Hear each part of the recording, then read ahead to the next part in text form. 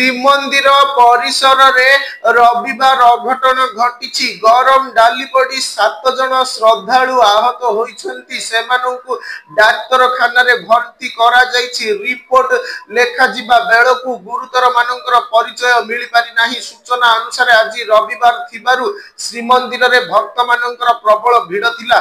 ଭୋଗ ମଣ୍ଡପ ଉଠିବା ପରେ ଅପରାହ୍ନ ସମୟରେ ବୋଝିଆ ସେବାୟତମାନେ ଗରମ ଡାଲି ନେଇ ଯାଉଥିଲେ। ସେମାନଙ୍କର ଅସାବଧାନତା କାରଣରୁ ଗରମ ଡାଲି ପଡ଼ି ଯାଇଥିଲା। ଏହି ସମୟରେ ସେଠାରେ ଥିବା ଭକ୍ତମାନେ ଗରମ ଡାଲିର ସଂସ୍ପର୍ଶରେ ଆସିଥିଲେ। ଏହି ଘଟଣାରେ 7 ଜଣ ଶ୍ରଦ୍ଧାଳୁ ଆହତ ହୋଇଥିବା ଜଣାପଡ଼ିଛି।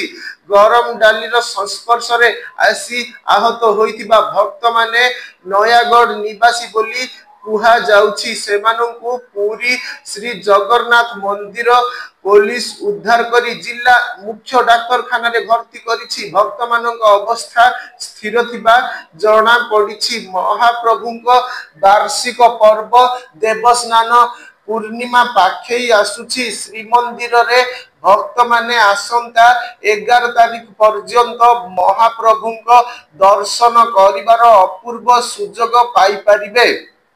ଆସନ୍ତା 11 ତାରିଖ ଠାରୁ ମହାପ୍ରଭୁ ଅଣସର ଘରେ ରହିବେ। ଏହାପରେ ଜୁନ 27ରେ ଶ୍ରୀଗୁଣ୍ଡିଚା ରଥଯାତ୍ରା ଅନୁଷ୍ଠିତ ହେବ। ତେଣୁ ଶ୍ରୀମନ୍ଦିରରେ ଭକ୍ତମାନଙ୍କର କିଛି ଦିନ ହେଲା ଭିଡ଼ ପରିଲକ୍ଷିତ ହେଉଛି। ଚଳିତ ବର୍ଷ ଦେବସ୍ନାନ ପୂର୍ଣ୍ଣିମା ପୂର୍ବରୁ ଆଜି ଶେଷ ରବିବାର ଥିବାରୁ ଶ୍ରୀମନ୍ଦିରରେ ଲକ୍ଷାଧିକ ଭକ୍ତଙ୍କର ଭିଡ଼ ପରିଲକ୍ଷିତ ହୋଇଛି। ଏବେ ଗ୍ରୀଷ୍ମକାଳୀନ ଅବକାଶ ଥିବାରୁ ପୁରୀକୁ ଚାରିଆଡୁ ଭକ୍ତଙ୍କର ସୁଅ ଛୁଟୁଛି। ପୁରୀ ଶ୍ରୀମନ୍ଦିରରେ ବିଭିନ୍ନ ସମୟରେ ଅଘଟଣ ଘଟୁଛି।